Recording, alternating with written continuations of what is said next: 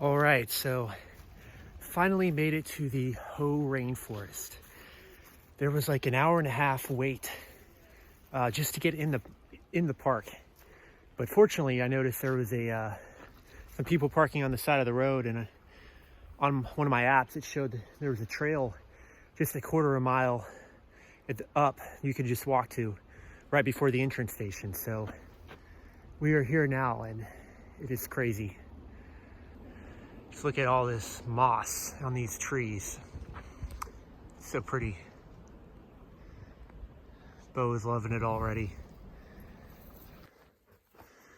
All right, we've been on this trail for about 3 miles now, and it's just more rainforest. You know, it's very steep also, doing a ton of climbing. I think we're about to get to a bit of a summit, and I hope there's a good lookout. If not, that's okay. But there's been nobody on this trail past the people in the very beginning. Other than that, I haven't seen anyone for like an hour, which is really cool because it's just so quiet out here. You can hear some birds. You know, sometimes they're kind of loud, and we'll scare them away, and when I come up upon them. But other than that, it's very, very quiet here, which is just really nice. You can just kind of experience the silence of nature, which is pretty neat. No bugs, or very few. Very wet. It's a rainforest. What do you expect? Really cool to see these just giant trees out here. It's old growth forest, and you don't see many trees this big. Definitely not east, but they all just kind of lay there, and you know, everything just compiles on top of each other. So the ground is all like half decomposed matter. If you try and walk off the trail, your feet just sinks into decomposition. Not a very friendly place to walk if you're not on a trail. Look, it's starting to get really misty, like we're up in the clouds. Pretty neat. All right, so I made it up to the ridge here, and there's really no overlook views, but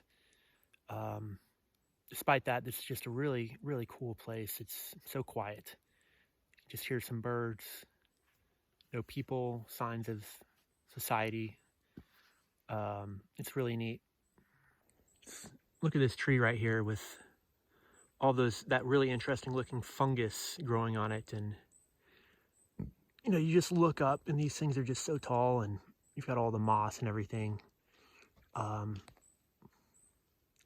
Really cool, really special place here in the Olympic Peninsula. It all looks like this, and it's just really neat. You've got the mountains and the beach all together. It's pretty nice. Don't you think, Bo? Oh yeah, this is Greg Jackson. Oh, what's that? Bo's super sensitive. You know, sometimes he'll do that, and it's, you know, he'll look like it's something, and it's just like, you know, a squirrel or a chipmunk or a bird. You know, other times it could be a bear, so you just never know. He senses everything though. So he's great to have, and he's always kind of, when I'm chilling out, he's always looking around, like guarding me. Great dog. Good boy, Bo. Good boy. Good dog. You're all wet. It's so wet out here. Look how wet my feet are. Just walking in this. My shoes and socks are drenched with water. I haven't stepped in a puddle or anything. It's just look how much water is on these plants everywhere. It's nice how the sun is kind of shining through. Cool. Now it makes it feel like really, really tropical with that. Check out this shroom right here. This is pretty sweet looking. It's very, very pretty, very uniform, and it's awesome red color. What do you think, Bo? I bet that's pretty good. You never know with mushrooms though. Could be poisonous or could be delicious. It almost looks like Amanita muscaria, except no white dots on it. That's the mushroom that makes people trip out, and it's in Super Mario. Neat.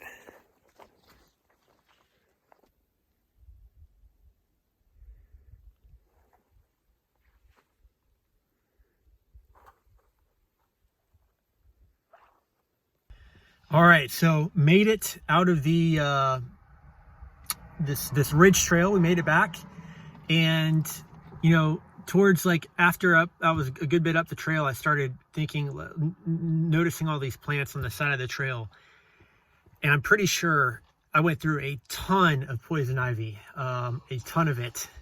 If I, you know, it looked exactly like poison ivy to me, so you know,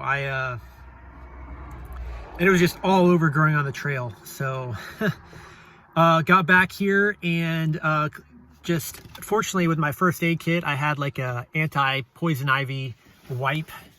I used that. I used like alcohol, prep pads, and like you know, other antibacterial stuff, and gels, a gel as well on my basically all of my legs, and then I took my shirt off so I had to get all my upper body. And you can see I've got some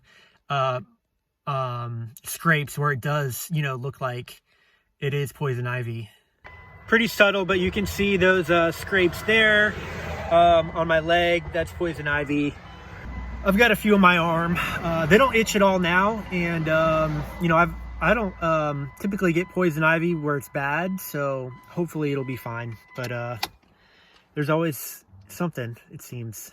It's part of the adventure, though, and paying attention when stuff like this happens. Speaking of which, Bo kept, when we were on the trail, at one point, he kept looking back, and we'd go like, 100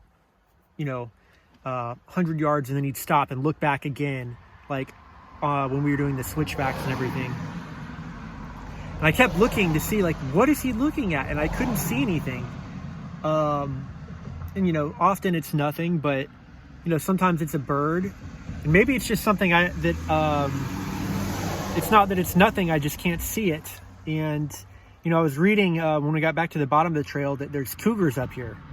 So it very well could have been a cougar stalking us, because he kept looking back, you know, like it was something following us. And I was thinking, like, is there something following us? But I couldn't see it. And those cats are so stealthy that I wouldn't be able to see it anyway. Bo could maybe sense it. You know, if they don't want to be seen, they're not going to be seen. But that'd be pretty crazy if it was a cougar up here stalking us.